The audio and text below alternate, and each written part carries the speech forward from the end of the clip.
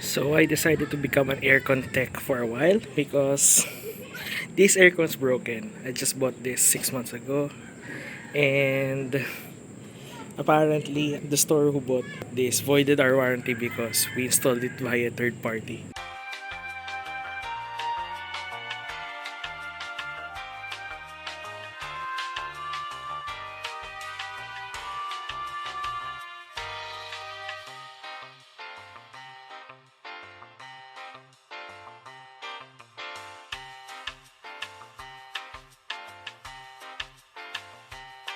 But anyways, we found the problem. This board has a problem, so it throws an error F6. And according to the service manual, you either check the wiring, or if it still doesn't work, change the outdoor board. So that's what I did. So I replaced this. This is the bad one, and this is the good one. I bought this from Taobao for 200 Chinese yuan. At least it's much more cheap than getting it directly from TCL because that's expensive, and they already voided my warranty anyways. So yeah, okay, I'm just going to put this back together and see if the aircon still works fine now after this. Wish me luck. Okay, so I'm done screwing things up. So I've screwed this and the other electrical stuff, so ground included. And let me just finish this even further. Okay, just some pro tip. So if you're going to put the cover back on, look for the arrow and make sure the arrow is pointing face towards the fan. So in this case, it goes here. Okay.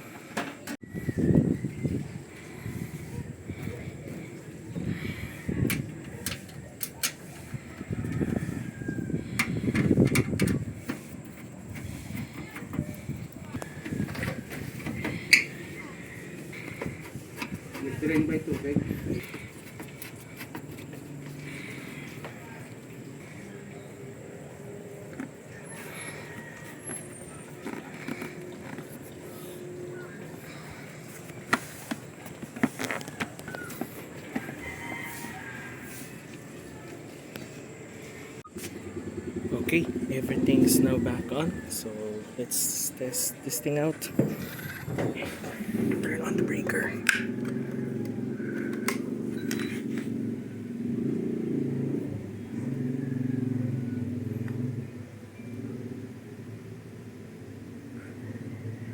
We turn on the gun.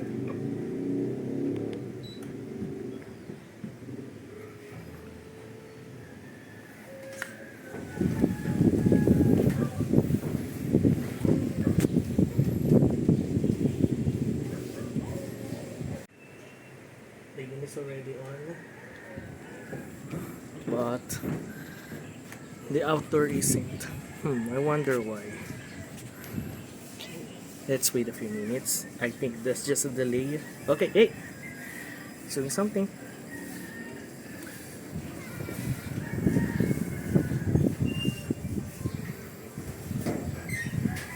Okay, fans on. Let's see the condenser. Yep, compressor's running. I can hear it. Fans already at max speed.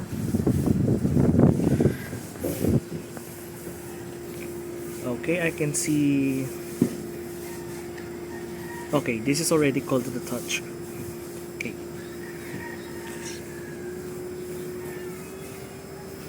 This thing's already called to the touch. And it's freezing, so you can see it here. It's already freezing. Switch lenses, and as you can see, it's freezing.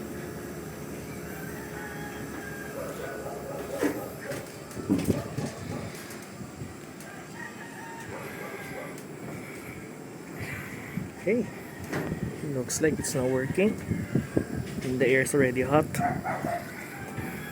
Let Let me go back to my wide lens. See, as you can see, as I can observe, the air is already hot here at the condenser.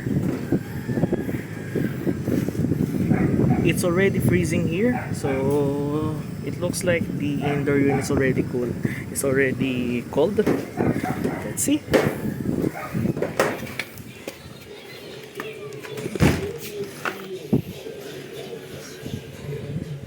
Ooh, refreshing. It's already spitting water. Nice.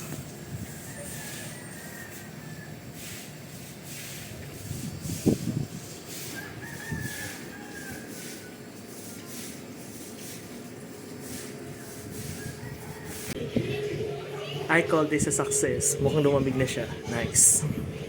Woo! Yeah, baby! That's what I've been waiting for. That's what it's all about. Woo! And there you have it, guys. So that's how you DIY repair an air conditioner. So if you like this video, hit like and please subscribe to my channel. So with this DIY method, at least I've saved at least 9,000 pesos. Because TCL wants to charge me half the price of this unit for replacing this. I can't believe it. But look, I already spent less and the aircon's working fine now.